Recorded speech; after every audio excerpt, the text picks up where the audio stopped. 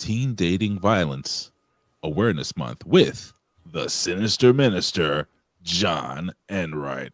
We'll be back here at the A Show.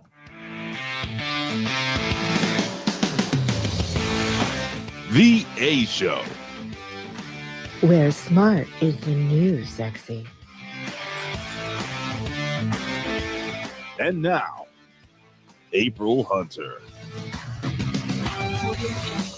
Hi, everyone. Welcome to the A Show. Thanks for joining us today.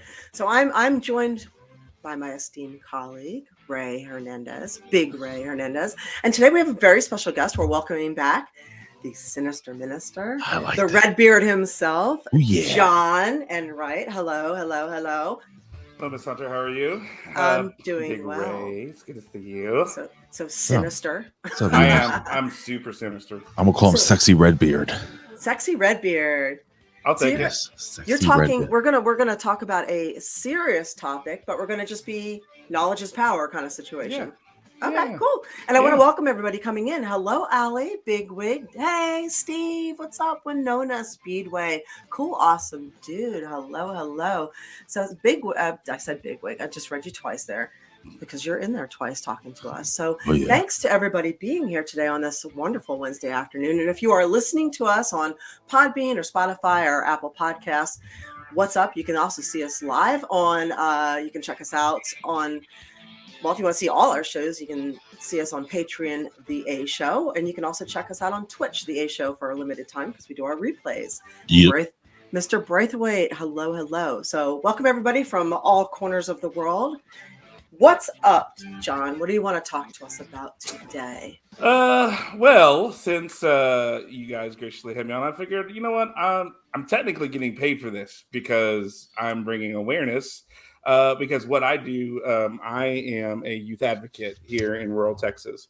I work for an agency called Freedom House of Parker County, and we help victims of sexual assault and domestic violence. And so February in 2010, the United States government designated February Teen Dating Violence Awareness Month. Teen dating violence has become so prevalent that the CDC actually has its own part of its website dedicated for teen dating violence awareness. That's how prevalent it's become in the United States. It's interesting that you're doing this because I do remember as a teenager getting into quite a few brawls and fistfights and with my dates. So it's been around for a long time. Shall we say? I think there's going to be a lot of people who might relate to having grown up this way. And I'm going to bet, if I'm not mistaken, that many of us came from households where this is how our parents dealt with conflict. So maybe that's our normal. That's how we deal with conflict until we go and learn to break the cycle. I mean, how many times, you know, I've dated as a teen. I've had friends growing up as teenagers, and what we didn't know was teenage dating violence actually was. You know, times have changed, and actually times have changed, but at the same time, it's always been wrong. So I'm sure I'm gonna learn a whole bunch of stuff because I didn't know this was a thing until I really met John. So I'm interested. I have a ton of questions, and we have a ton of fun topics and stuff. And April, before we even jump into that, you said that you were attacked by a wild wolf or something. We got to give you a scratch or something. I was attacked by a labradoodle. I think it was a labradoodle, some kind of a doodle. Yes. One of those doodles. I was lovingly attacked when she tried to give me a hug. So yeah, I'm kind of babysitting for play dates my neighbor's dog, who it's been wonderful because, as you know, many people know, we lost our pit bull, and my dog has been like for over a month now. So anytime we get another dog around him, he's just like so thrilled. So we're technically just supposed to be taking her for a walk to let her out because my neighbor's in school all day long. But we go over there and bring her back here for an hour and a half to play in the yard. Oh, that's so nice. So we steal her and they have a good time. So I tried to take her back today. And she decided she wasn't going back, and he decided he wasn't coming out of the house. So trying to do the old switcheroo wasn't working out. And then she jumped on me and gave me a hug and kind of slashed me across here with her nails. And yeah, I was a couple minutes late trying to I was waiting till the last minute to take them back. So you covered that stuff up real good, right? well, I checked, right? Yes. I think we're take your time. Don't worry about it. We're still okay. Boobies. It's still working. Yeah. All right, Oh, you very took good. away the ear raping part. Cool, thanks. Yeah, I tried. She showed me the boobies, and I like them too. Anywho, That's the ear raping part. that was the ear raping part. Yeah, we're keeping it at boobies, right? We're simplifying it. Well, yeah, it's gonna be Boobies. that's John Yeah, just- Cena. 2023. We're just going to simplify everything across the board. It'll just Why be not? movies. But anyway, so John, Yes, sir. we are gonna have some fun because Of course. we can't keep this all serious, but Yeah. let's get a little serious right now. Okay. So tell us a little bit about for people that are new to this, tell us a little bit about yourself. Tell us a little bit about what you do on a daily basis, and tell us about what we did wrong as teenagers. Well, I mean, I can't say anything because I did everything wrong as teenagers. I mean, that's probably why I'm doing the job I'm doing.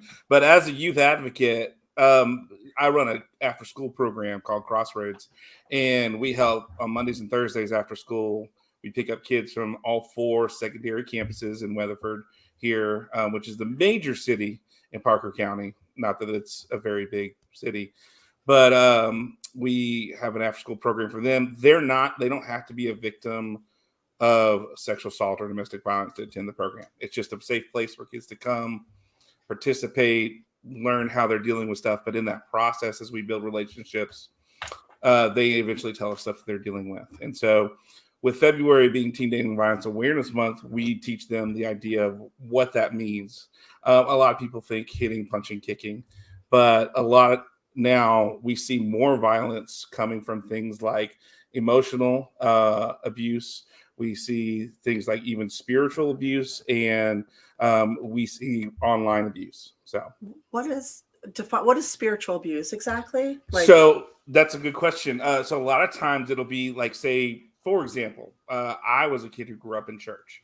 So we're dating and we go to church together and something happens. You're like, well, if you break up with me, I'm going to tell everybody in the youth group what you did, that you made out with me, or that you let me touch your boobs, or, things like that. So you extend a relationship that needs to end by threatening, which it's also emotional abuse. That's like abuse. Blackmail though, right? It really is. It's emotional abuse. Same thing. I'm going to kill myself if you break up with me. But it's using the church and your spiritual nature to manipulate, okay. Which, a lot of times you see that in adult relationships as well, I was gonna say, a lot of what I'm telling you today doesn't just apply to teens, it applies to everybody. Mm-hmm. But Domestic Violence Awareness Month is in October, but February is specifically for teens, because last year in 2020 alone, about 2 million high school boys and girls admitted to being either intentionally hit or harmed by someone they were dating. And that was just in 2020 that were reported. So I was going to say, you can feel free to include adults in this too, because I firmly believe, I could be wrong, but I firmly believe that males are abused as much as females, or very close to it. Mm-hmm. And they're just not reporting it. Mm-hmm. So, I know a lot. I've had exes that were abused by previous in marriages or partnerships. My brother was abused, and I see where, I mean, it's not always self-defense kind of situation where the women are, abusive, and men are too afraid to abuse it. Too afraid to address it because they feel it makes them look weak. Yeah. Can I just jump in real quick? Oh yeah, go ahead. Go. When I was young and I was training to box and stuff, I had a girlfriend. I'm not gonna mention her name, obviously, and she had what we call loose hands, and she was always testing me. Mm-hmm. She said, "Oh, I'm just playing with you," smack me in the face, mm-hmm. punching me, pinching me, that type of shit. And I was like, okay, it's cool. But then it became, when she got angry, she would do that, and she kept doing that. Until one day I said, listen, I was always taught that if I get hit, I'm going to hit back. Mm-hmm. And before that happens, I got to go.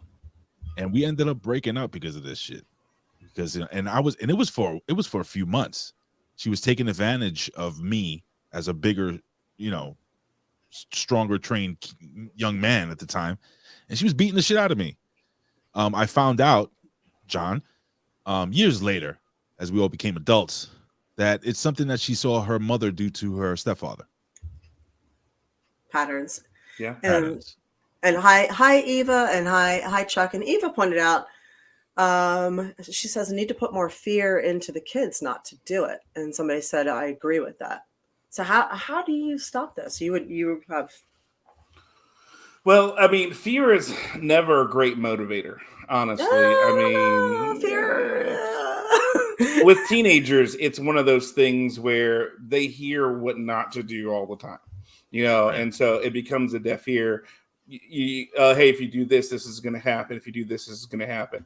A lot of times, if you treat teenagers closer to an adult, they're not really are, but you give them the information, you make them aware. You're like, hey guys, this is what happens. These are consequences. Consequences is not a bad word. It just means the result of an action.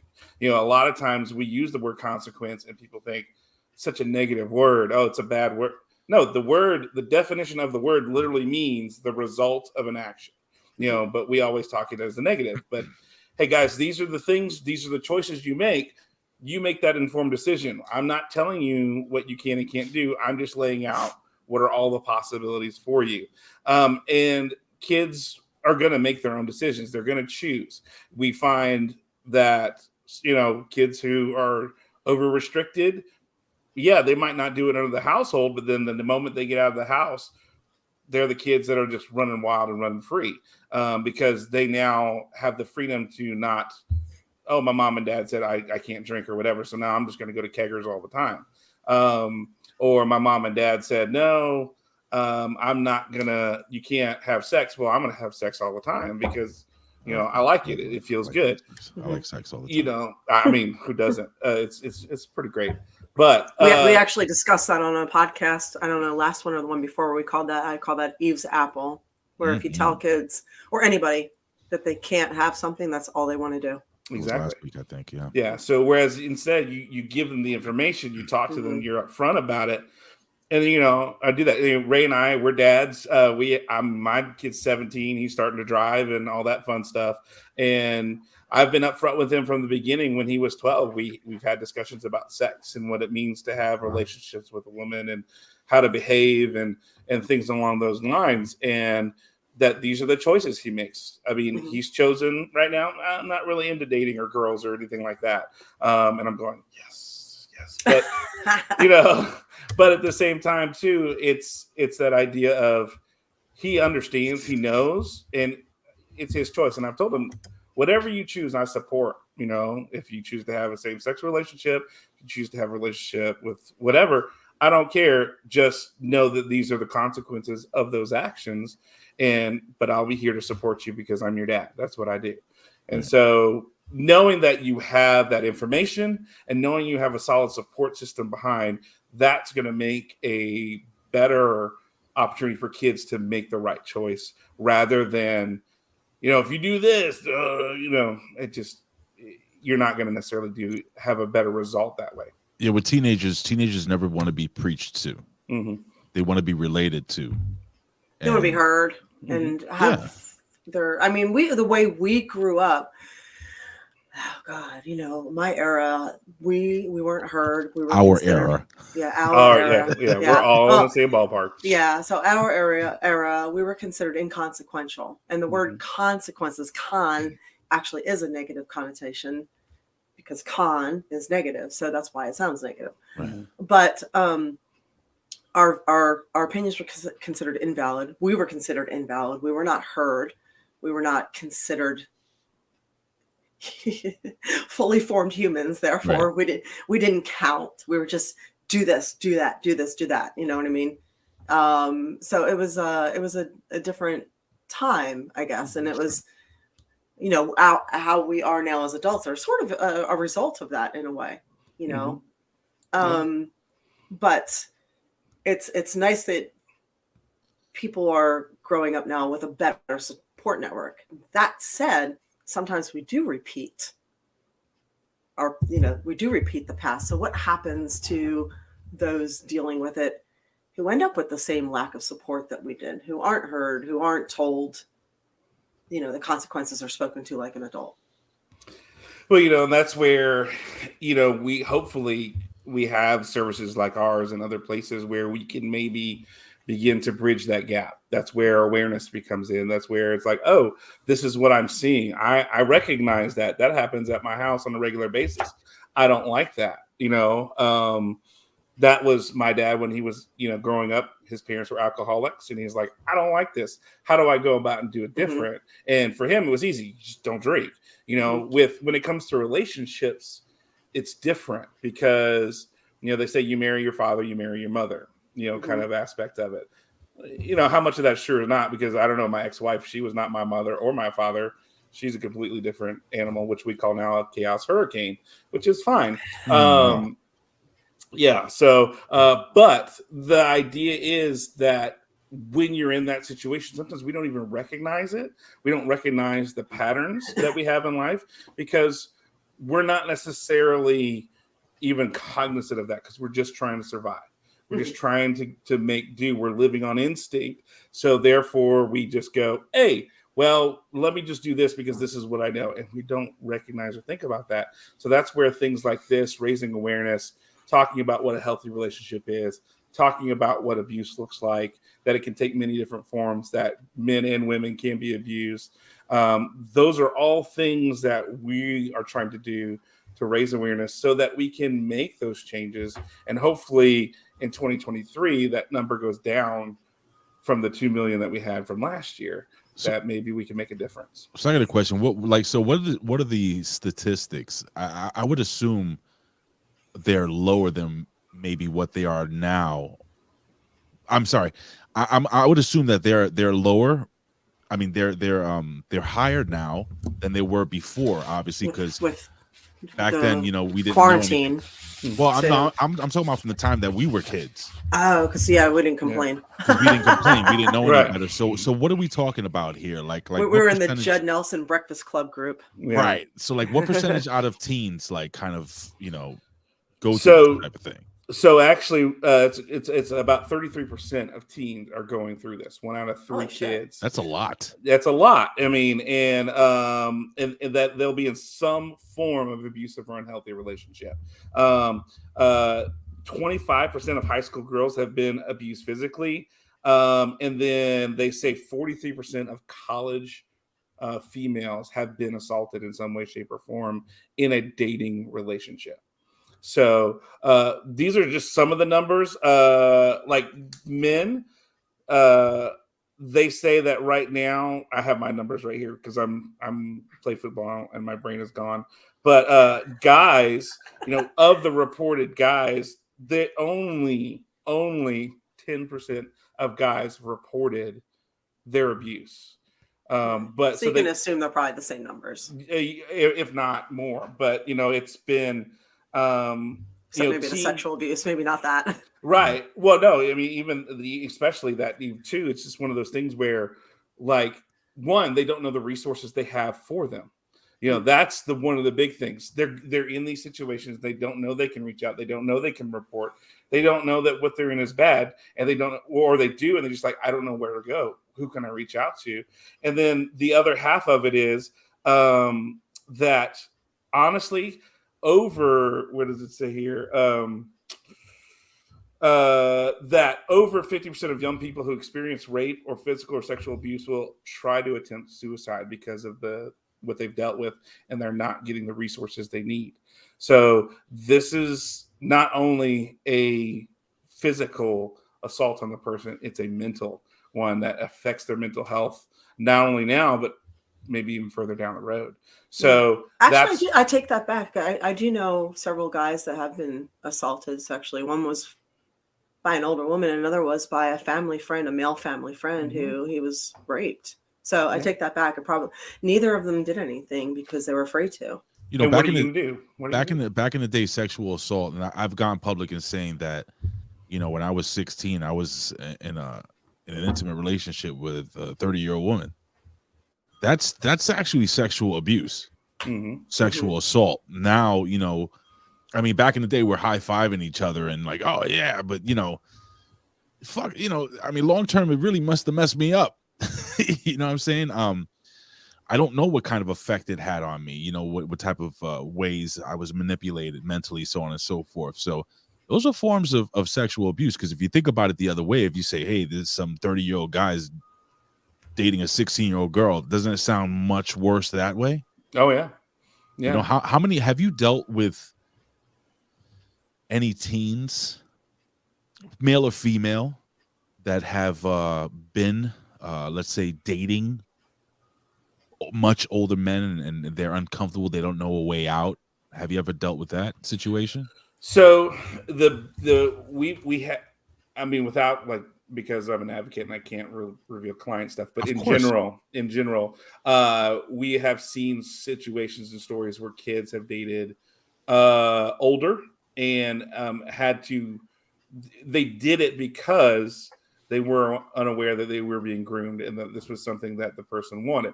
They had no clue. They were in a home life that they weren't special. They were in a home life where they were kind of forgotten about. I mean, I don't know about you guys, but I grew up with the phrase "kids are meant to be seen and not heard." Yes. That's what April was basically saying. Yeah. Yes. Yeah. And so that's a phrase that was tossed around a lot. And so same thing happens still today. There's families that operate that way. And we've had situations where the kid didn't recognize it's okay because this person is giving them the attention they want and giving them the things that they making them feel good. And then they begin to realize, oh, I'm not in a healthy relationship. And we have to find ways to get them out of that. But then the question becomes telling parents, you know, do they want to press charges? All these things, and all of these things are all non-negotiable in the sense of like the charges are going to happen whether the parents want to or not. The parents, I've seen kids who've said something and the parents get on them because they say we don't go outside the family with this. The kid Oh my God, gets yep. punished for it. Yeah. They get punished for standing up saying this stepfather for my mom, who I'm not living with, but I go visit, the stepdad made me uncomfortable. He laid on top of me. He does these things, or he did this to me. And then the other set of parents goes, why did you go out of the family once it's been reported and talk about this? And that child gets punished for it. So where's the resource? Where's the help? These are things that I see on a regular basis with kids, and why I don't hear a lot until 6 months to a year down the road, and we've developed a relationship to know where they're willing to come and talk about these things. April, you wanted to say something? Yeah, when you say groomed, like that's a word that we hear a lot today, but what do you mean by it exactly? Good question. So it's a good question. So it starts small, starts simple. What people will do. Is it groomed by the adult seeing the child or groomed by the parents? It can be either. We're hearing a lot of the we're hearing groomers and all these things, and I'm just wondering exactly what people mean by it. Like remember the way Colin tried to groom me to be his boyfriend, but it didn't work? Well, yeah, right. I mean, he plied you with pizzas and all that kind of stuff. Yes. Pictures of him in his shorts, that type of thing. Please, yeah, those inappropriate things. He was wearing very short shorts too while he was doing it. But that we joke, but that is some things that are done. You know, normalizing things that kids don't need to be exposed to. You know, it starts simply. You get an adult bringing a kid over. They're having fun. They're having play games. They give them pizza. All of a sudden, oh, oops! I left an adult movie on. Hey, oh, sorry, my bad. You don't need to be seeing that. But I mean, well, what is that? Well, it's a movie for adults. Well, I mean, you're kind of old enough. You know, it's that idea of getting things to where a kid becomes comfortable, forcibly comfortable, by exposing them to things that they don't need to be seeing, usually sexually explicit things. And sometimes we even see the parents doing this, where we see trafficking done by the parents because they need the money. That's pretty gross. You don't even, I mean, I've had kids who come to the program who are coming and they've had parents that they've been removed from because that was the situation. Mom was pimping them. Mom wanted drugs. And so kids were getting pimped. Because this is why I like dogs better than people. Just wanted to state that. People can suck. People can suck. I was in Marseille, which I was in Marseille once, and it was beautiful. And then I went back to Marseille, and like all the culture was gone because it had been taken by a lot of immigration at that particular time. And what happened was I was sitting outside eating. This is, it had beautiful French culture. And a child walked up to me asking for money, a very young child. And at the time, I didn't have any cash. And she walked back, and I saw her parents, her mother sitting there. Her mother was pushing her to another table. And I was thinking to myself, oh my God, like, you do what you got to do, I guess, if you got to eat. But at the same time, I'm thinking that is an inherently wrong and inherently rough position to be in right there. Not that, like, I don't, not that it's necessarily in the same lines as here, but who knows where you draw that line, right? It's one of those things where, I mean, it can go anywhere. I mean, human trafficking in Texas alone last year brought about $1 billion, just in the state of Texas. The number one event that human trafficking happens, Super Bowl. Every year. Oh, really? Yes, every year more people are trafficked, because here's the thing. Prostitutes are needed in the Super Bowl city, so they're brought in from all over the area. So now it's Davos, right? Yeah. I mean, yeah, kind of. But it's one of those things where they are brought in from all over because they know there are going to be more people needed. They're going to need, comfort or whatever, how you want to call it. So people are going to be calling for sex. So here my you team go. Lost. I need a blowjob. Yeah, unless you're Robert Kraft and you just do whatever. So it's just kind of one of those things. Whoa, what's up? Hi, Wolf. It's one of those things where it can lead, and again, teens are trafficked. Teens are a high priority. 12 to 14 years old are the preferred age for traffickers. That's why we talk about internet safety with this awareness month as well, because one, you can be harassed by your boyfriend and your girlfriend, even after the fact. Sexting has become a big thing. In the state of Texas, you can be prosecuted as a teenager and have to register as a sex offender for the rest of your life by having pictures and sharing them without consent from the person who sent them to you. Oh, I have a question. Yes. So how long have, first, real quick, two-part question. How long have you been doing this? Okay. First question. 5 years. 5 years. In the 5 years, how much has social media become a major factor in teen dating violence in the 5 years that you've been doing this, because of the growth in the last 5 years of social media? Huge. And the biggest thing and game changer in the last 3 to 4 years was Snapchat. Right, because the disappearing quote unquote messages, right, quote unquote, or you could see screenshots, but what they don't tell you is, hey, this is how kids like to figure workarounds on all kinds of stuff, right? They're smart, of course. They're super smart. So you get a friend's phone, you take a picture of the screen on Snapchat, and now you've got the picture, and they don't know you've got it. And this is what we tell kids all the time. Guys, look, if you want to send a nude pic to somebody, be aware, once it's left your property, once it's left your phone, you have no control over it. I've always said the difference between love and film, or love and snapshots. Yeah. Snapshots is those last forever. Film doesn't. Oh, absolutely. I always knew for a fact that film lasts forever. Love doesn't. Sorry. Yeah. No, I'm saying I always knew for a fact that somewhere in Bangkok somebody's looking at my penis. It is what it is. Yeah. It's true. I mean, there's a story I like to share, and this might have to zoom in a bit, but it's fine. Hey, button on a fur coat, it's all right. The idea there is a legit story that's happened in like, sorry, I got to tell that pop cello about that. I was trying not to. Sorry, it's okay.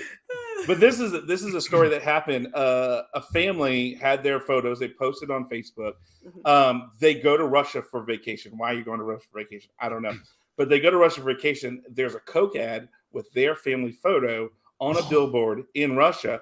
Because, again, once you sign the EULAs for all these places, Snapchat, Instagram, Facebook, you're signing your rights away. You're signing your rights away. And the family sued Coke, and they said, no, we got this from a clearinghouse who got it from Facebook, who sold the information.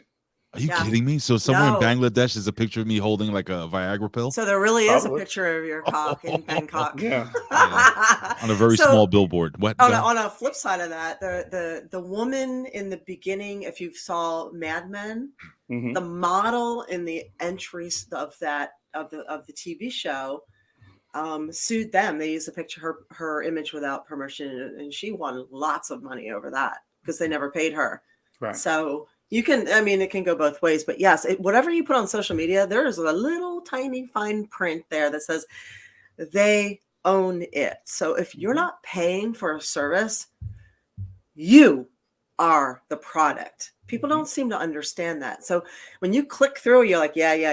You click through because you want to use whatever you're using. Just remember, you're the product. Your information, your habits, your pictures, your messages. That's the product, and they're selling that shit. Oh yeah. So exactly. And this is what we tell our kids is like, hey guys, look, if you send it in Facebook Messenger, if you send it on Instagram Messenger, if you send it in Snapchat, they still own that. You've signed the ULO, you've given that away. So who knows where that is? That's how these pictures end up on the dark web or other places, because it's like you've given this away, you know, and that's the incredible part. And just, you know, it's interesting, you know, kids, they get into these situations, they get stuck. One of the interesting things is 8 states in the United States don't consider violent dating relationships domestic abuse. And so therefore teens and 20-somethings are unable to apply for restraining orders or protections from their abusers. Which 8 states? Please don't tell me they're all deep South states. No. New York. I don't have that information readily. It got this from another website, and they pulled from different things. Okay. They didn't list the 8 states, but 8 states in the United States don't consider that abuse. So I'm going to guess it's like Illinois, New York. Probably, yeah. Philadelphia, right. New Jersey, California. California. Because I mean, can't you steal up to like $1,000 in California? It's not even a felon anymore. Yeah. So it's like they're just like, oh, whatever. It's just a punch to the face and a ball shot. You're fine. Walk it off. Yeah, walk it off. Just Be tough. walk it off. You know, but like these are all the things that teens are dealing with. They're dealing with life. Then they're dealing with these relationships. They don't know where to go, what to do, and even in some instances, 8 states say, it's not even a thing. It's not a thing. You can't just break up with them. Just, you know, get with space. You know, the problem is like, so in Texas, we have things for them, but also the schools, and this is like the most, pardon my French or Cajun, dumbass thing that they do here in public schools. You sign a stay away agreement. Like, even though you're in the same school and you have the same classes and you walk the same hallways, you're going to stay away from each other. I'm like, well, I mean, the reason, I mean, that's, I remember seeing a meme like years ago, a woman holding a gun, and the meme was, because a fucking piece of paper isn't going to protect me. And it was it said restraining order on it. So these, stay away things or what, not that I'm encouraging kids to get guns, but I'm saying that the delusion of grandeur that we have at times is prolific, shall we say. Really quickly, I know you just looked it up and got the 8 states, right? Because I know you. Of course. So I have and AB Twitch wants to know if Florida's on the list, because we're going to lose our shit if it is. Here we go. It's Florida. Idaho. There's Florida, right? No, hold on. Idaho, Mississippi, where Colin is from, North Carolina, North Dakota, Oklahoma, South Carolina, South Dakota, and lastly, Wyoming. Oh, so we're talking Wild West mostly. Wild West and South. Yep. Well, I guess in the Wild West, their father's going to come after you. Right. So that's the thing. Like, you can do what you want to do. You done fucked up now. My daddy's going to whip your ass. Yeah. Unless you're in that part of Idaho and Wyoming where laws don't apply for that small section, where you can murder people and there's no laws. You done knocked up. That's my Florida. daughter, Florida has those are Florida laws right there. Stand your ground and castle law and all that. Texas has that too. We have that, but you're getting arrested. Having gotten my CHL, you're going to get arrested. It's just once they figure it all out. Okay, yeah, you're fine. You're in your house. this guy broke in, you shot him. We're arresting you, but you'll be released on your own recognizances. Just when we make sure that everything lines up and everything's fine. Yeah, gotta check the story out. Essentially. So, but it's interesting that those are the 8 states, because it's that idea of, like you said, it's in the West, but it's also that idea that you have to let's take a step back and go, okay, we're going to protect relationships in the sense of marriage, but not dating. And so they weigh the value of a relationship. It's not a relationship worth protecting unless it's a marriage. And then that then becomes the other issue is the LGBTQ plus community. Their abuse rates, teen and regular, have skyrocketed in the last 2 to 3 years, because again, they don't feel like they're going to have any kind of resources to reach out to, especially if you're a teen. You live at home, mom and dad don't know your situation. Again, this is rife for emotional abuse because, oh, well, you're going to break up with me? Well, I'm just going to tell your mom and dad, that we're in a relationship, we're in a same-sex relationship, or we're whatever. Can we read this comment right here from Winona? It says, I'm going to read it with a Southern accent, if that's fine. Yes, please, sir. In the South, we don't call the cops and know what to do with the body. Trust me, they will never find you. He'll Oh, don't do it like that. What kind of accent is that? That was a terrible. What? That was the worst. But it's true, Winona. Yes, Winona is 100% true. Sorry. That's what Colin showed me. But Colin's redneck. That's not Southern. That's way. Yeah, there's a Southern accent. There's a country accent. Colin, and then there's a guy from New York trying to do whatever that abortion was. Yeah, I should have done my Savannah. I should have done my Savannah, Georgia accent.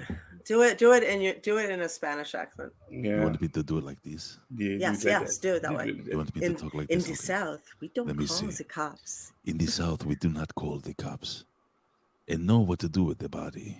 Trust me, they will find you. They will never find you. They will never find you. They will never find you. There you go. See? Yeah, way better. Yeah, way better. No, do it. Miss Chow, we don't call no cops now. We know what to do with that body. Trust me, they don't know find out. What the hell is that? That was Cajun. That was Cajun. Oh. Yeah. Yeah. Oh. Yeah. I'll do it in a British accent. That's what you can burn chicken and call it Cajun? Yeah. Yeah. Okay, got it. Pretty much. In the South, we don't call the cops, and we know what to do with the body. Yes, cool, Trust awesome me. Dude. I said Savannah, They will Georgia. never find you. Oh, hello. Hello. You're doing a British accent. Yes. It's beautiful. So our friend here, cool, awesome dude, says 24 says, did Ray just say Savannah, Georgia? And I said yes. Indeed, he did. Yes, most of my family is from Savannah, Georgia, and they do not talk like this. Well, you're talking like a Brit. Yeah, so. Dude, I'm trying to mess with your mind. They talk like this. Yes, they take one word and they break it down to 2. Ain't that right? Unless it's kind of like molasses. Yeah, a little bit of Mississippi in you.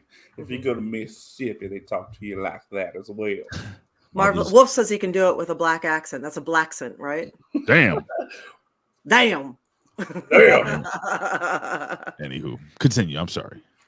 I don't know. I think love Aaron Steven has the best black accent out there. Does he? Yeah, he's doing that Bring gimmick him on, with the yeah. Wolf is black. He's gonna come by that naturally if he wants. Oh yes. Oh, he's cool, awesome dude from Savannah, Georgia. Yes. So most of a lot of my family from Savannah, Georgia, Florida, blah blah blah. But we were all from New York until my uncle left the military and lived down there, and everybody moved down there. So anywho, John. Yes, sir. So now, a couple of questions regarding. Now this is going to get a little. Wait! Before you do the questions, you were running across the screen, but people who are listening can't hear. You were running across the screen information for people. Oh yeah. What is that information, people, for those who aren't watching and can listen to for resources? So it says for more information, you can go to breakthecycle.org or loveisrespect.org. You can also contact Freedom House right in Weatherford, your local crisis intervention center. Yeah. So So- breakthecycle.org Mhm. and love. What is it? I'm sorry, that one. Oh, Love this is one. respect. Loveisrespect.org. And There you go. also for the listeners out there, for additional contact, John Enright at jreezyman on Twitter, or email John at freedomhousepc.org and see how we can help you by providing more information. So Right, and that's jreezymin. That's Yeah. JREAZYMIN on Twitter. like minister, like sinister, like the Like sinister minister. Yeah. Or Yeah. when I pop up on Twitch and say hi, Yeah. same thing. There you go. I just do it like the vet and just put covered across the board. TikTok. I will put all the of it. information in the chat for those asking for it. I'll do it right now. Yeah, Yeah. and that's Jamie is joining us. Hello. Yeah. So, okay, ask your questions. I didn't mean to interrupt you. I just wanted to put that out there in case Oh, anybody no. is listening and So- not watching. I was going to ask, I mean, we are talking teen dating violence and stuff like Mhm. that. And, what about, I know it's teen dating violence, but let's just say like emotional abuse. Can we talk emotional Mhm. abuse? Mhm. Because I think as a teenager, and And bullying. I'll give you a great example. And I'll use myself. I used to date this girl, and I'm probably the one doing the violence, I guess, back in the day. We would get into an argument, I would get mad and I would shut down. And she couldn't call me, she couldn't talk to me for a week. I would what an asshole I was. I wanted her to feel pain for pissing me off. Is that something that happens? And what are different like levels of that type of mental abuse? Well, I mean, that can be because you're not communicating. You're supposed to be in a relationship. You're supposed to be sharing. You're supposed to be talking out these things, and your mindset behind it is, I want her to feel pain. She's made me mad, so I want her to feel pain. So that is a form of emotional abuse. You're making her walk on pins and needles, feel like, what did I do wrong? How can I fix this? And there's nothing that they could do because you're determining that. I mean, that was It's a power play. Yeah, that was the bit of my marriage, which I didn't realize until much later after I got divorced, was as I was going through, it became more and more about what my ex wanted, what she did. I couldn't do enough. If I wanted to help, why'd you do it that way? Not, hey, thanks for the help. It was, well, why'd you do it like that? Why was this? It was never about me, hey, thank you for what you did. It was, well, that's not what I wanted, the way I wanted it done. That's how I would have done it. I can't believe you did that. Just this year, make me redo it again. It becomes that idea of you are exacting that control, and you don't have to use the idea of being physical. You don't even have to intimidate. It's just that idea of you're making that other person feel uncomfortable by going, you didn't make me happy. And knowing that, especially if that other person is very emotional. I'm a very emotional individual. I understand emotions. I'm a people pleaser too. I understand that. I'm trying to be better about that. But if I know that I've upset you, I'm going to do what I can to fix it. And now all of a sudden, that idea of I've upset you makes me go, oh, what did I do wrong? How can I do it? If I don't hear from somebody after I've done something, did I do something wrong? Immediate thing. When my executive director calls me into her office, my immediate thought is, what did I do wrong? Because I've just been trained in that. I mean, I was not a bad kid growing up, but it's that idea of, oh no, I've done something wrong. What could I do? What did I do? How can I make this better? And then all of a sudden, that person now has power over me because I'm letting them dictate my mood, my emotion, and I'm walking on eggshells around them because I don't want to upset. And so we have to learn that it's okay to make choices, and other people's opinions are theirs. We need to make ourselves happy, and then in that process, as we're making ourselves happy, we are able to release what it is that other people tell us to do to make us feel that way. That, oh my gosh, I can't believe I felt like it's that idea of you're happy with yourself, and now you don't have to be validated from other people. You can appreciate it, but not be validated. John, I have to stop you right now because Boobies. Right. Thank you, Wolf. Boobies. Thank you so much for It's supporting. actually a dress. I'm wearing a dress. So that's actually a nice dress. I know. I Yeah. love this dress. I couldn't think of what to wear, so I just want to throw something on because it's freaking hot in I'm Florida not being a today. creep, but what does the back look like? The back looks Yeah. like The that. back.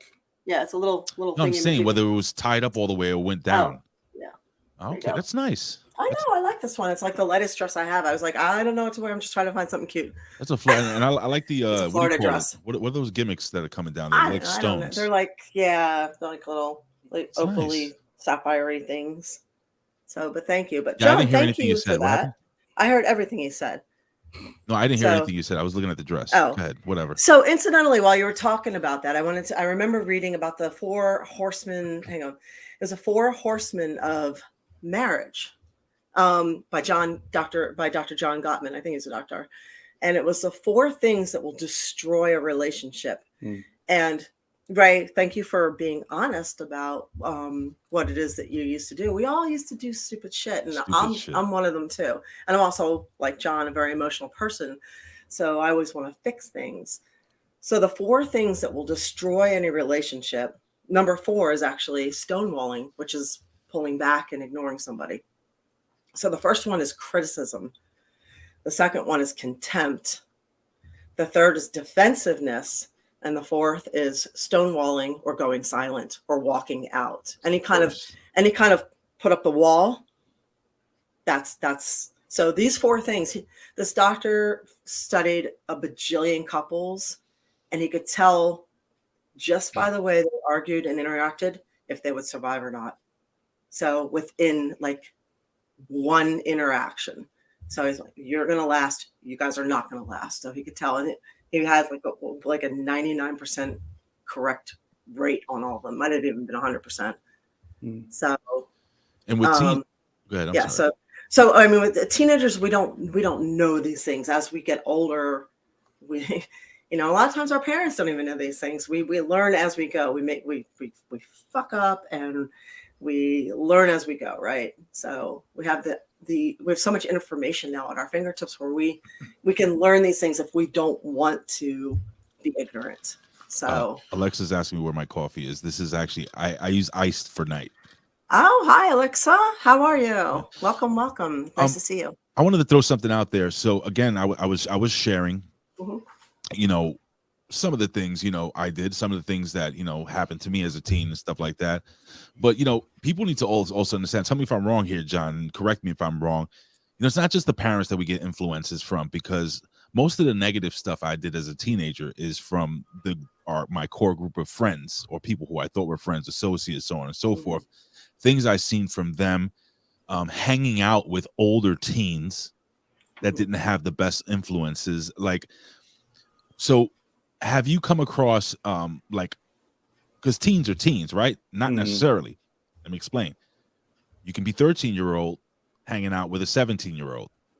You're still teenagers, 2 different worlds. Because every year is 2 different worlds. Oh, absolutely. So when you're a kid, do you have any advice for, let's say, younger teens that are coming into that world of being a teenager and seeing all this influence from maybe older teens or teens going into adulthood, and negativity, that type of stuff? I don't know if I'm asking the question correctly. I think you understand it, right? No, I get what you're going. I think you have to recognize first and foremost, if you're a younger teen, that you're not at that level.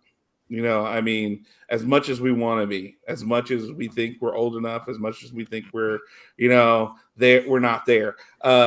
It's one of those things of also too, I think it's important to know and understand what your boundaries are and what your values are, as you get older, as you begin to know what that is. When I was 13, 14, 15 years old, I was learning that, I'm not dating.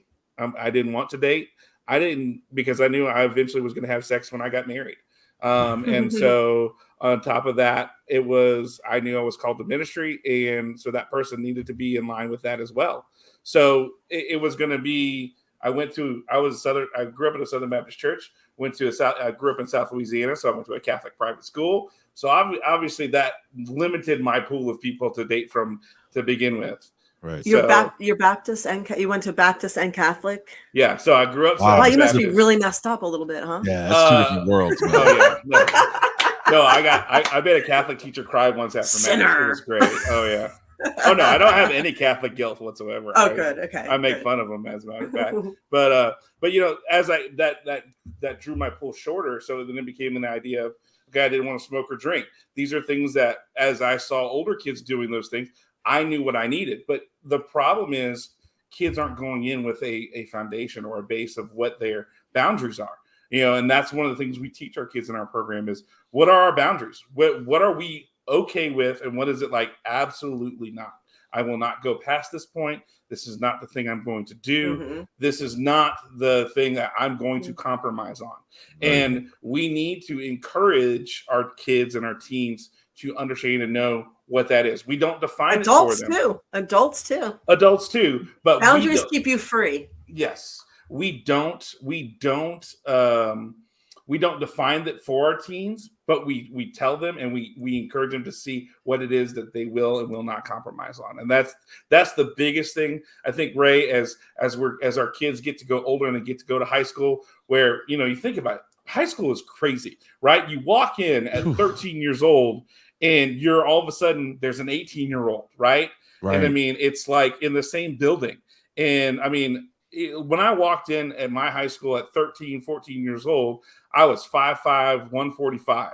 You know, when I left, I was 5'9", 200, and I could bench press 450. Right? It was just one of those things of, I played football, I did all these things, but freshman year me, getting to play varsity football after freshman football because of things, it was like, I was going, how am I gonna do this? Like, how am I gonna play football if these are the people I'm playing against? Like, what's gonna happen? And then all of a sudden, 4 years later, I've been starting on the varsity team for 3 years, and I've been doing all. It's ridiculous the changes that are going in, but because I had parents who encouraged me to know what your boundaries are, know what it is you're not going to do, I knew what I was going to do. I knew how I went about doing my life.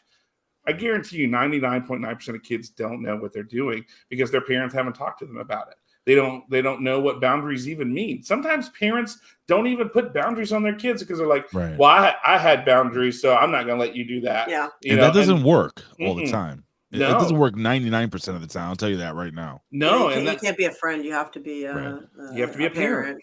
You have to be a parent first, and that's the crazy part, right? Like, it's one of those things where, as I've been a parent now, it's one of those things where, with Chaos Hurricane versus myself, Chaos Hurricane is the fun parent.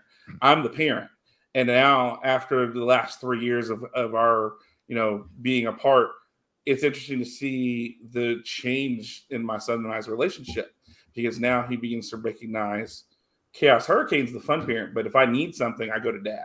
You know, Papa is the one I go to for when I need stuff. Mom is, she was gone for 1.5 years, and she only saw me once, and then 1.5 years that she was gone, and that was 1 year later. So she moved back just because, you know, I don't know, you know, but I know dad's there. I know I can tell you're a good dad simply by the fact that you have your kid playing the Nintendo Entertainment System, the old school Nintendo. You like that? I love that.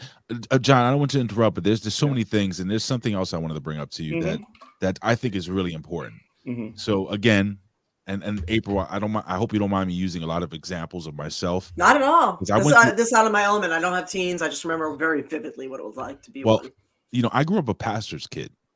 You know, my father. Oh, you guys have that in common. Yeah, a PK, as we were called. PK, yep. PK. And I ended up doing a lot of things in the dark. So remember, I told you that I was in a relationship at 16 with a 30-year-old woman. So what do you say to a teen, right? Let's say teenage Ray comes up to you, 16 years old, and I'm hanging out with Stacy's mom because she's got it going on, right? You know, and Stacy's mom is 29, 30 years old, and you're in a sexual relationship, and this is going on for a long time. The teen's gonna love it, right? You know, what do you? But it's mental abuse. You know, what do you say to a teen? How do you explain to this teen, listen, man, I know this is cool, or I know this is good for you, and I know you're having the time of your life, but over the long term, you know, what are the long term, you know, effects of this relationship? How do you talk somebody down from staying in that, what's honestly, let's be real, it's an illegal toxic relationship? How do you talk somebody down? Because I'm sure, I'm sorry to say, I'm sure, I don't know who's in the chat, what ages and everything like that. Maybe you have kids, maybe you have cousins. I'm pretty sure some person you know or have known was in a relationship at a young age with somebody much older than them. So what do you say? Well, the first thing, if they're coming to me as an advocate or they're coming to me as a minister like I was, I have to report. We're mandatory reporters. That is an illegal relationship. Okay. So I'll have to tell them, look, I appreciate you telling me this. So does but that keep people from coming to you? Right. Bingo. Good question. So because so my therapist, just like my therapist again, is a mandatory reporter with suicidal thoughts. Now this is a bass-backwards system, because if you can't talk to your therapist about suicidal thoughts, of which 97% of the humanity has had, probably more than that right now because of everything going on, and you don't want to be sent to the crazy center and lose your job and be taken out of your house and worry about your dog starving to death and everything else, who are you supposed to talk to these things about? I mean, you're going to a professional who can help you out and give you the tools to help. And of course, there are hotlines. We know 988, right? But if you really want to talk to your own therapist and they have to report you, that's a really bad system. Just like what you're talking about, you're a mandatory reporter. So somebody should be able to come to you and talk about this. They should, but in this instance, it's a crime. You know, I mean, if 16 to 30, that's a crime. I have to report that. With therapists, because we have therapists on site for our agency. Everybody who comes to our agency gets free services. Kids who come to the program completely free. We get our money from grants and donations. But we have 3 therapists on site. The therapists are taught you can talk suicidal thoughts. It's the intention behind the conversation. And I can't go into it because I'm not a therapist. I'm not a counselor.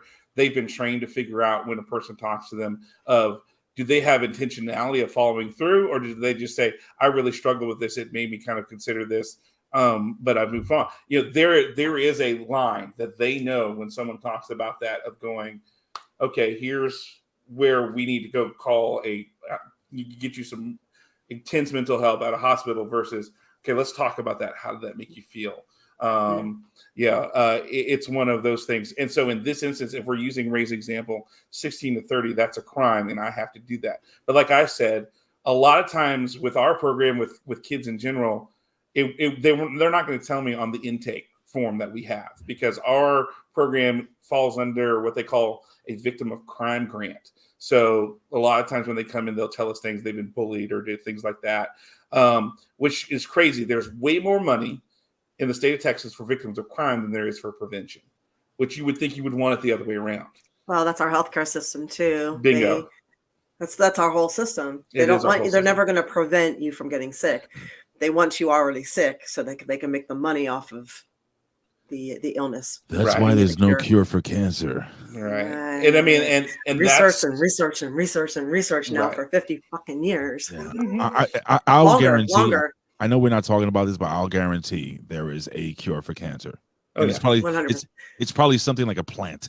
Just for fun. If you guys get really, really bored, go to the NIH.gov site. Is it org or .gov? Go to the NIH site and type in ivermectin and cancer, and look at all the different types of cancer and tumors that ivermectin cures, which might be the real reason they tried to bastardize and demonize ivermectin, because it's super cheap. Anyway, go on. Yeah. But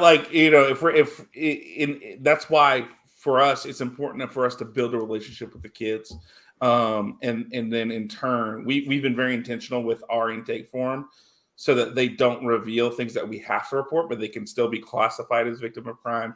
And then later down the road, when they feel comfortable, they share with us, and then we can take care of that situation. And so sometimes that's happened for us where we build that relationship. We know that there's something going on with the kid. Is it like a situation where you're like, la, la, la, la, la, la, don't tell me anything that I have to report right now? No, it's more of, hey, these are the questions. We're very specific about how the questions are asked that the kids answer when we fill it out. But when they feel comfortable enough to tell us, they tell us. If it's 2 weeks down the road, if it's a year and a half down the road, they know that they can come talk to us individually. So what we've established is when they're in our building, so like where I'm recording from is my office. This is where I work on a daily basis. And then I have a large room where we all have a group session. Kids say stuff there. They sign in. Basically, they sign a confidentiality agreement saying whatever's said in this building stays in this building. And then they're also told if you need to talk about something that you don't want shared with the group, you can grab myself or another advocate and we can go somewhere private and we can talk. And then that's where sometimes things like that will be disclosed. But them seeing that confidentiality in the big room and then with things said, I can't even tell parents. Parents come to me and say, oh, what'd y'all talk about today? Sorry, I can't tell you. I can't have a counselor at a school who I know the kid needs help say, hey, is so-and-so coming to Crossroads? I say, I can't confirm or deny that they're attending the program. But John, again, if you can answer this question, because I asked it before and I don't know if you fully answered the question. I'm 16-year-old Ray. Yeah. Now talk to me like you're my dad. Okay, you're my dad. Let's say, God forbid, your son comes up to you and says, Dad, does your son have a Texas accent? No, he's got an accent like mine. All right, so he says, Dad, listen, I found this woman. She's like 35 and she's wonderful to me. And I'm in love with her. Dad. Yeah, I know. Dad, I like when she kisses me, my funny parts. What do you say to him?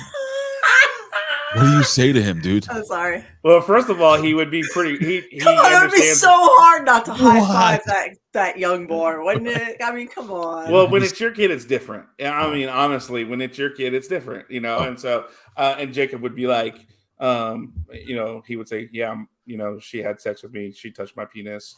He knows all the terms. He's fine. Right. I mean, we've had plenty of conversations. But what do you say to Ray? Somebody says, "Don't tell your mom." That's what I would say. What do you say to Ray about Ray's funny parts being touched?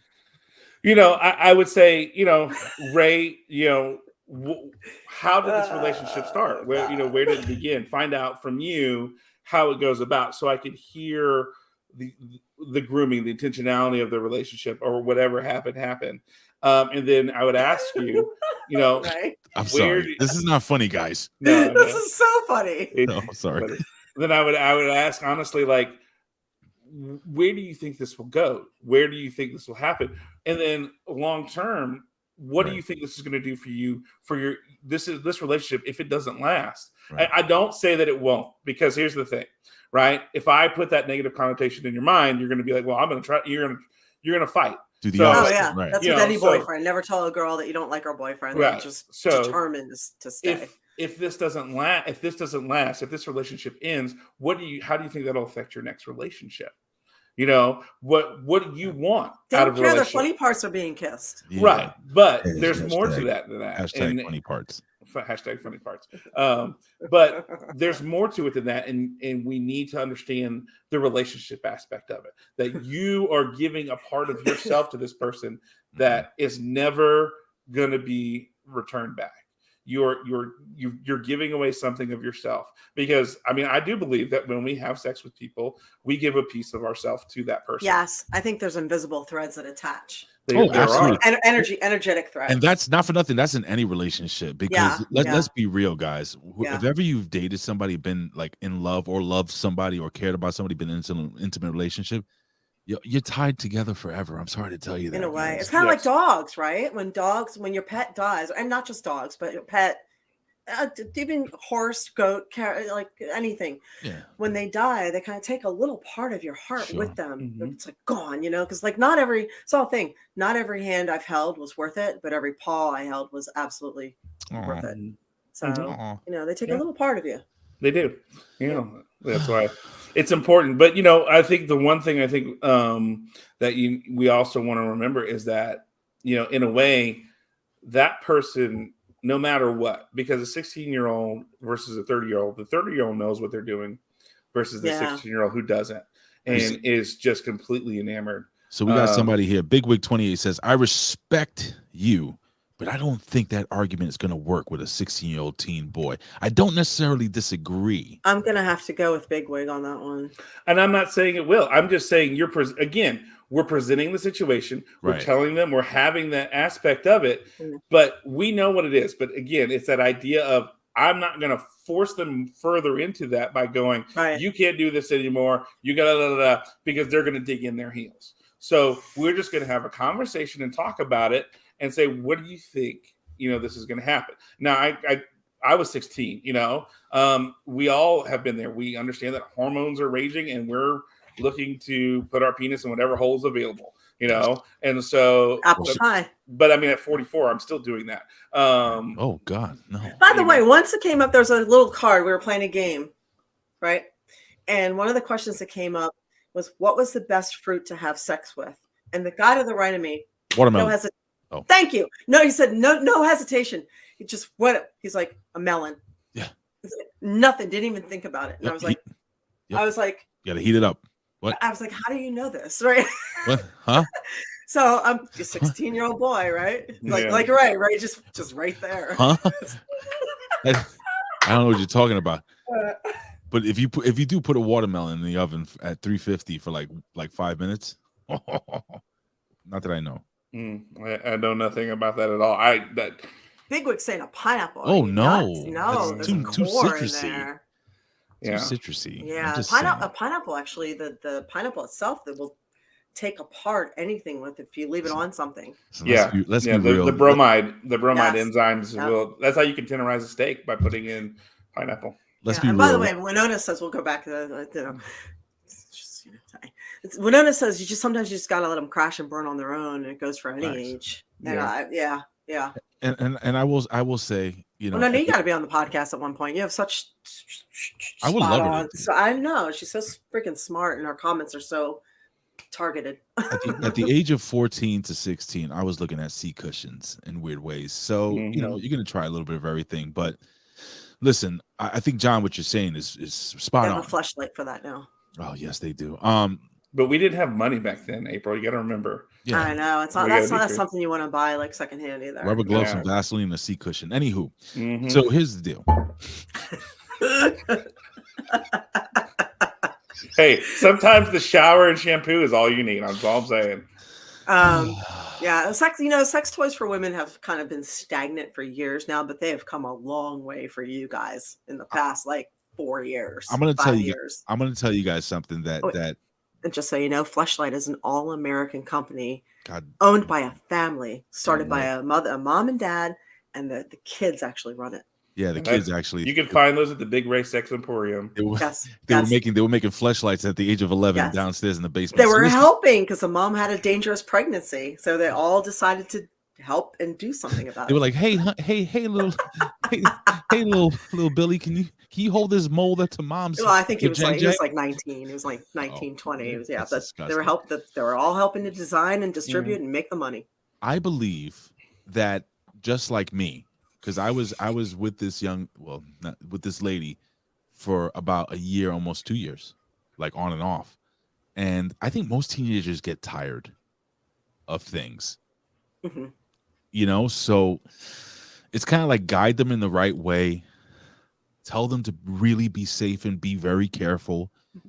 And I think most teenagers will just move on, and it's going to be that adult's problem, because if they don't get her pregnant, like somebody pointed out, if they don't get, so as Bigwig said, the problem with the 16-year-old boy is if he knocks the girl up and then has to care for a child, which sperm, 16-year-old, very potent, lots of it.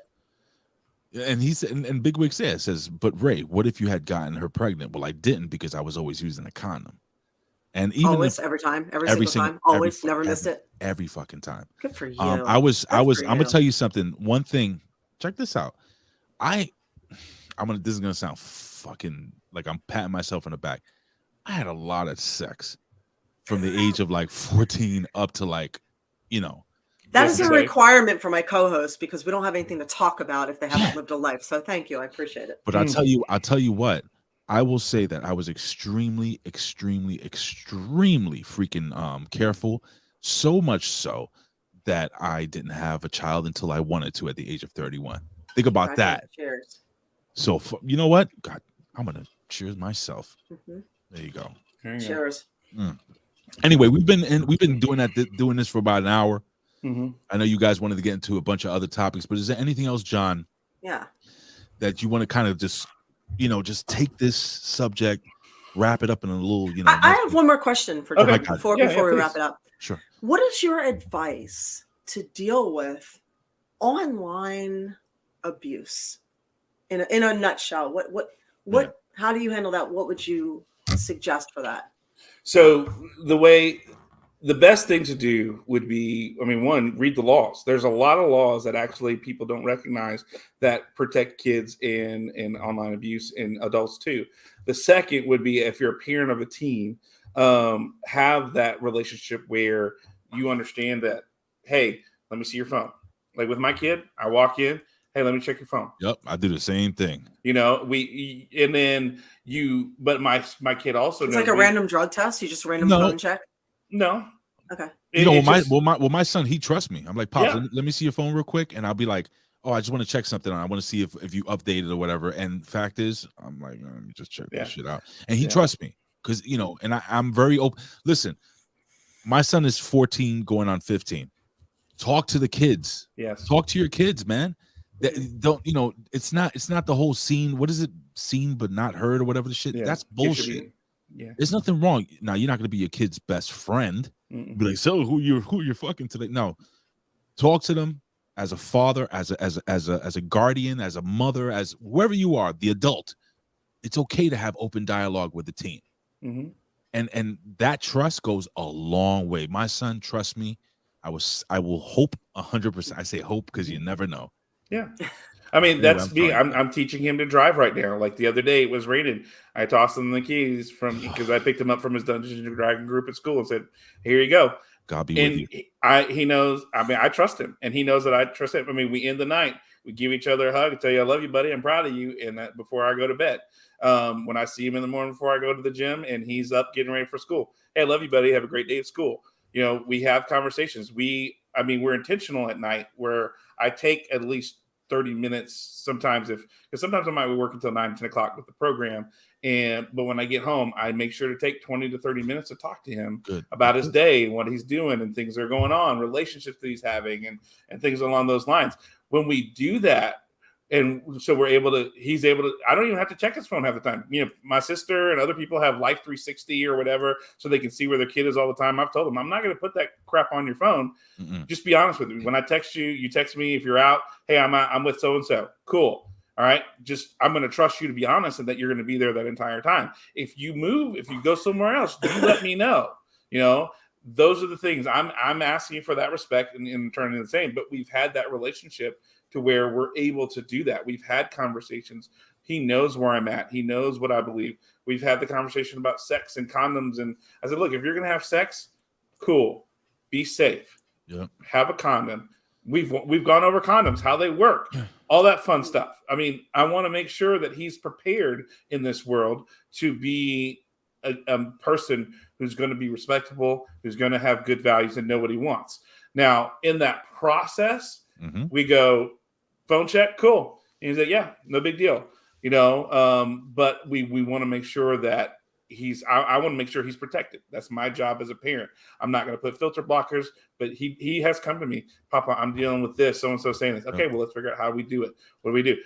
Have I talked to parents before? Yeah. Hey, your kid's saying this about my kid. We need to have a discussion. Yeah, let's talk. Yeah. Hey, John, we have that. You and I are both fathers of teens.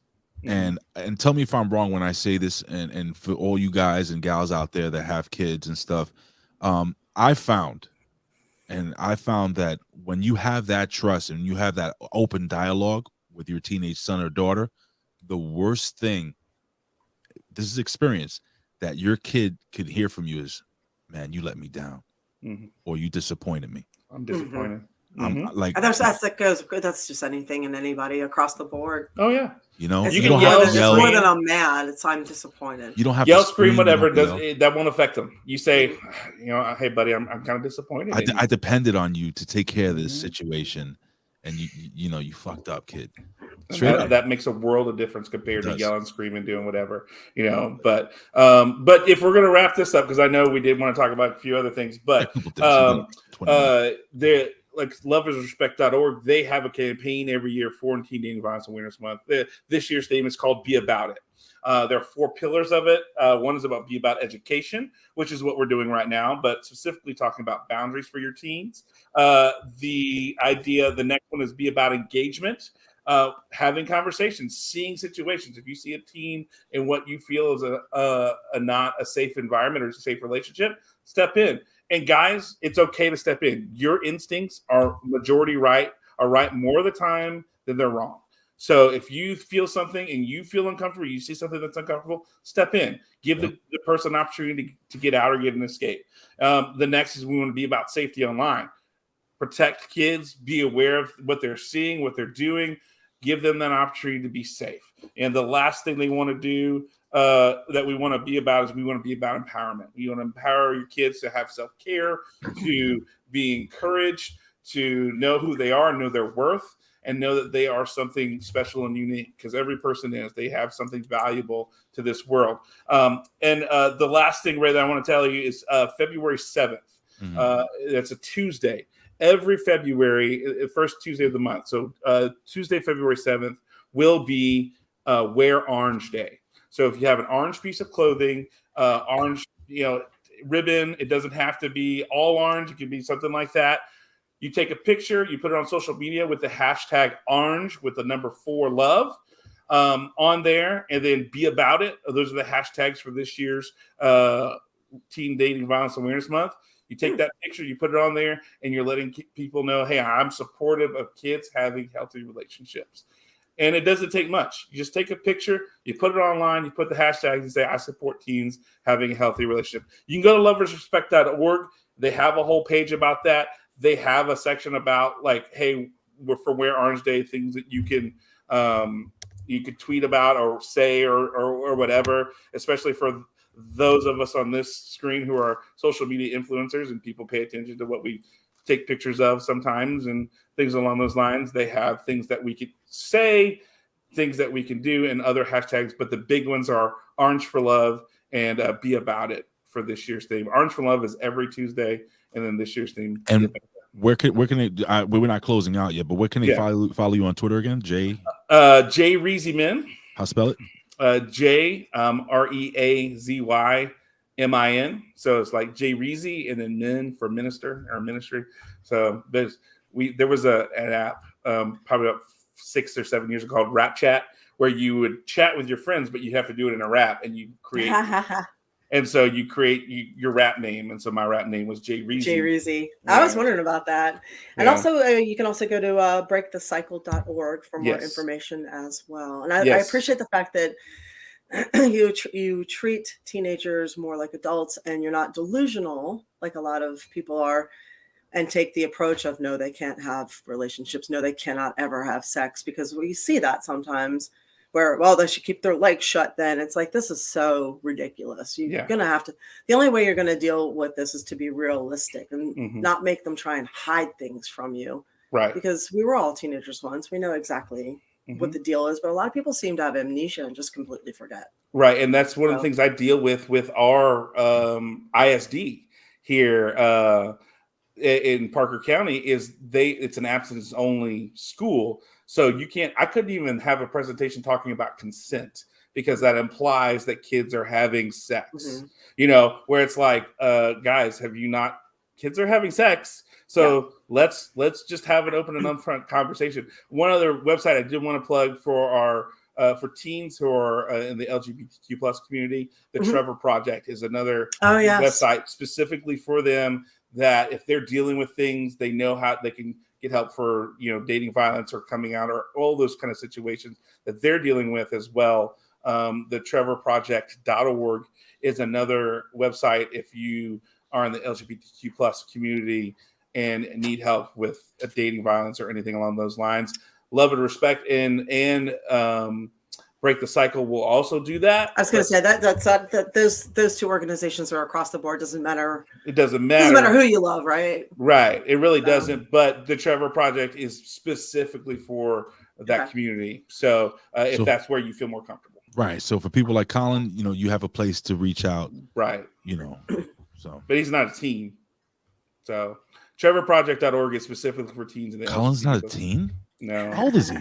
I think he's old. I mean, he was supposed to be marrying He's the only in teen, his right? 30s. Yeah, he's only in his 30s. He's a baby. He's a actually. baby. Yeah. I love Colin. And Wolf is asking if we ever thought about making a Discord. I don't know how to. That's Colin's specialty. Oh, He you know says. what?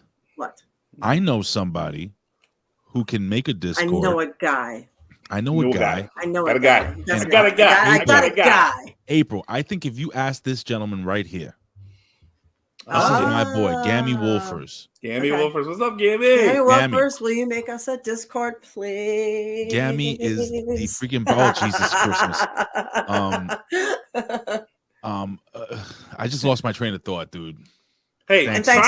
try being a foot away when she does that. When you're at WrestleMania and you're trying to introduce the homies, and she does that, and you're just like, Oh my. yeah, I forgot about that. Oh, I Yeah. used that. I used that soy wax you gave Oh me. shit! Thank you Wait so a much. second. Yeah. April, What? you actually did she present me the producer Yes. of the year? yeah, I Yeah. think it was. Hold on. Yeah. Yeah, Yeah. Hold on. yeah. I did something on that. I remember Yeah. that was, it was and like all over hey, the place. That day. April, I just wanted you to know, you have an infinite invite to the Smack Attacks Christmas special. I asked Ray specifically about that for you, and he said you were busy. And then I heard the podcast where you're like, I wanted to be on that. I'm like, that's your smack attack. This That's is your- my that's your- this that's is your award? my 2022 Hammy Award, $5 face slap, Your producer of the year. your Hammy Award. Damn right. That's awesome. Yeah, we were at WrestleMania, WrestleCon, and mm-hmm. we were doing that. That was Mhm. fun. That was fun. Yeah. Sorry. Yeah. Congratulations, Ray. Well, thank you. But I'm bypassing Ray from this point forward. Oh. You have an infinite invite to the Christmas special. So, especially now that James is not here, and I'm running the Snack Attack What? by myself. Good. Thank you. I appreciate that. Yes.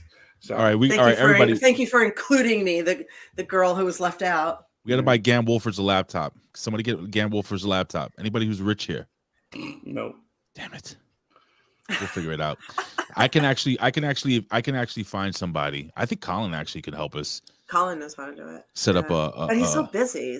That's why he's not your co-host or my co-host anymore. check this out. Gam, if Colin sets up the Discord, is there a possibility that you can run it from your phone? I think you can do that. Yeah. So let's talk. But anywho, I guys, need people to run everything on my phone. For me. I need you to do my email. I need someone to do my messaging. I need someone to even do my dating profile. I'm so over all these inboxes. You don't even know. I'm failing miserably at it. I want to make my life simpler with less. With less. Thank you, Gam. Oh, I can. He said it in French. I can run it from le iPhone. Le iPhone. Yo, guys, we got 8 minutes Okay. before All we right. sign off. So, what do you want to talk about just to close up? Let's do something fun. What do you got, April? Okay, so I'll make it this quick, actually. Sure, that's what she said. Yes, right. Yes. No, that's actually what he said. That's what he said. So I was watching something. You know how things are a little challenging going on in the world right now. It just seems like salmon swimming upstream with all the bullshittery going on, right? It's always something. It's something else, and it can really get to us, right? And there are two schools of thoughts on this. One is, well, I'm going to get to the second one next week, so just come back next week. Please. But one of the videos I was watching by somebody who's far smarter than I am was they were dissecting history by 100-year cycles. And what was amazing is that they were showing that every 80 years, there's a crisis. So it's almost like Earth, or at least this country too, has a crisis. It's almost set every 79 to 80 years. And the crisis lasts for a little while. And that crisis is what reshapes our society. So if this is indeed the pattern, which it does seem to be, for whatever reason, maybe there's a higher power out there that dictates, maybe everything happens for a reason. Maybe we are in a matrix for whatever reason. Maybe we do have a cycle. We're very cyclical every 79 or 80 years. That would mean we are in the middle of our crisis right now. If you go back to the wars, if you go back to the viruses, if you go back to everything, it means that we are right now in the middle of our crisis, and then we will pull through and it will get better. So one of the things he was saying was, over history, what we need to remember is those in charge who create these crises. There's always more of us than them. So we don't even have to like each other to unite. So if we can stop being manipulated and influenced by the powers that be, who have everything to gain by keeping us divided, because all our power is in our numbers. So if we can unite, like I said, we don't even have to like each other, we just have to unite, then we have all the power, and we can get through the crisis faster, and we can get to the other side more efficiently. Interesting. So, That's the end of the Watchmen comic. Ozymandias, he creates a false narrative with a alien that crash lands on Earth, and all the countries have to stop what they're doing to work together to kill this alien. And so therefore now it's all one big happy society. Yeah, the Russians and the Americans and the communists and the capitalists all have to work together to stop this one thing. So everybody comes together at the end, and the only people who know are the Watchmen, and Rorschach has to be killed because he can't live that lie. Rorschach? Yeah. So, Rorschach from Welcome Back, Carter? That guy? No, not that guy. No. All right, we got 4 minutes. Can I bring up a topic real quick, like Yes, a small please little do. happy topic? And this really pissed me off, April. This really boy. pissed me off, John Enright. Remember how last week we were talking about things that we love and that are been destroyed, like Velma and Scooby-Doo? Yes. Night Court. One of my favorite freaking shows of the 80s. They brought it back. Oh, really? Why are they doing that? I don't no. know. What did they do to They it? destroyed it. It sucks. It Really? sucks. Everything sucks. They have sucky bailiffs. They have sucky freaking lawyers. Dan Fielding's there, but he's like an old nice guy. It's the worst. He's a defense attorney now. Oh, really? Yeah. I don't want to so do that. the idea is that it's the blonde-haired chick from Big the Bang Nerd Theory. Show Big Bang Theory. that had the high voice, whatever. That Big the Bang gimmicks. Theory. Yeah, I didn't watch that Oh. show. So I'm watching Tulsa Kings because somebody recommended it. That's Yeah, some, that's on some my real list. TV right there. Well, right now Jacob and I are watching Vox Machina. Thank you. Oh, are you? Oh, I we did love it. Keyleth. Oh yeah, I did that character. I Oh love no, it. I saw that character. I Yeah. saw that. But yeah, we're watching that right now. But yeah, talk about the Night Court. yeah, so the gimmick is she is Harry Stone's daughter, and so she's taking over his court. Right. And so that's the tangential thing. And so she went and got Dan to come back, but he's not a prosecutor. He's now a defense attorney for everybody that comes through. Yeah, and he just it's weird to see him as a defender of people now, when that was the whole bit. He would come in and just rake them over the coals and just insult them. It's And just it's listen, weird. whenever something is good, it's like, do you remember back in the 80s, guys, when they made New Coke? Yes, There I was do. Coke, and then they had Crystal Do you remember? Pepsi. Do you remember lemon and cherry Coke though? Those were good. That was some good when shit. they did lemon Coke. Yeah. For some Vanilla Coke is pretty good. ungodly reason they took it off the market again. What about Crystal Pepsi? Ew. Crystal Pepsi was the shit. Oh, you are on drugs, dude. No. I'm about to no. call 980. What is it? 911 for you. Now I'll call 911 for you. Crystal fucking Pepsi was. It was bro, awesome. It tasted like It was liquid gross. shit. I don't like Pepsi in general. I'm a Coke generation. But they changed. Stop, please. I'm just asking, guys. I don't know, April, if you could do anything. I don't know if Jay Reezy, you can do anything about this, but please stop taking things that we love and making them absolutely fucking them up. God, suck. And you know what? It's not even, the show's not even woke. It's not. Oh, you know what it has? Here's how you handle it. There's so much good TV out there. Just watch something else. Vote Yeah. with your viewership Yeah. and your dollars. It's really easy. Watch Vox Machina. Watch Tulsa Kings. Yeah. Watch The Boys. 1883 or 1923. The Boys. Taylor Sheridan. He actually lives out here. He has a house not far from Does he? where my He's office. brilliant. Yeah, he's a good dude.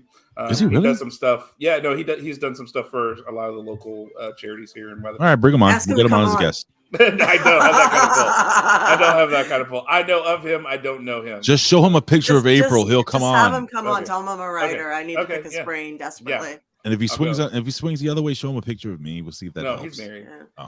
Oh. His penis is in Bangkok, and we can find that picture. Just Right. offer Sure. it. Just look, it's a JPEG. It's We'll very enlarge small. it a little bit and send it to him. It's a Right. JPEG. It's gonna come out very pixelated. Right. You have to. Yeah. Anyway, listen, bro. Thank you for coming on the show Yeah, today, man. thank This you. was Well, thank y'all. incredible. Thank y'all. Yeah, It we was appreciate very it much. Thank you for letting Yeah. us pick your brain and for all the information. Hopefully, people will be able to take something away from that and help their kids and get a little bit smarter in that 90 minutes. So Yeah, just talk to your kids. Just be upfront, be honest, develop relationships, talk with them. That's all you can do at the end of the day. So they're gonna follow All you right. on Twitter down there at Jay Reeseman, right? Or Yeah. TikTok or Instagram. All on Right. Jay Reeseman. you know the rules, right? You're ready to peck flex us Yeah, out you got a here? pec flex there, Jay Reeseman. So, right? I'm not seeing much. I'm really unimpressed. Come on. I see there's microphones in the way. I can't see shit. Let's do it. Come on, do it. Yeah, Do it. come on. That's what they got. This is the Oh, best I you see got. it. I see the pec flex. Oh, I see it. I see a little bit. I see it. But come on, you can do more. Let's do it. Come on, do it. just Do it. Just Do pec it. flex. Get Pec them flex. titties going. Come on. Rubbed it out. Flex it. Flex it. Flex it. Flex it Boobies. real good. Yeah. Boobies. Anywho, So thanks everybody who has joined us today. We really appreciate it. We appreciate you. You can find us obviously here on twitch.tv, The A Show, Patreon for everything, The A Show. You can find me on Instagram, Real April Hunter. You can find me on Twitter, Real April Hunter. And I'm also on Patreon, April Hunter. Ray, where can I find you? Same thing. Follow April and all that cool stuff. You can follow me on social media at Big Ray Hernandez. And I wanted to thank my brother, my friend, my lover. No, I'm kidding. My lover? Yeah, kind of. Sometimes. My good friend, my brother in Christ, my boy Jay Reezy, man, for coming on, chilling with us, man. This was very fun, very cool, very informative. And I'll just say this, man, talk to your teens. Talk to your teens. You will be surprised how receptive these kids are, especially nowadays. Oh, and listen to the Smack Attack in the Academy on Hami Media Group. Yes. There you Smack go. Attack. There I you know I go. forgot something. For all you Steve would've nerds out kicked my there. The ass if I Smack wouldn't send that. Attack. The The Smack Smack Attack. Attack. And don't You forget can the also- next. Oh, I'm Go sorry. ahead. No, Next Level Wrestling Review. Okay, bye. Next Level Wrestling Review. Yeah, that's And on good. Hammond Media, also on the different various podcast forums, you can take us with you. And The A Show with April Hunter, you can find us on everything from Spotify to Podbean to Apple Podcasts. We love you. Thank you. Anybody got anything else? That's it. Nope. The Academy. Peace out. Triple See you on D. See you next Wednesday, which is infinitely less fun to say than see you next Tuesday. Right. Live long and prosper. May the We force out. be with you. Yes.